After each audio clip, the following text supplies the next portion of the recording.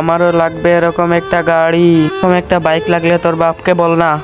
জি, আমার কাছে টাকা থাকলে আমিও এরকম একটা গাড়ি কিনে দিতাম, কিন্তু আমার কাছে টাকা নেই। আপনার বাচ্চাকে একটু বলেন না নিতে। আমার বাচ্চার জন্য কিনেছি, কোনো গরিবদের চাপানোর জন্য না।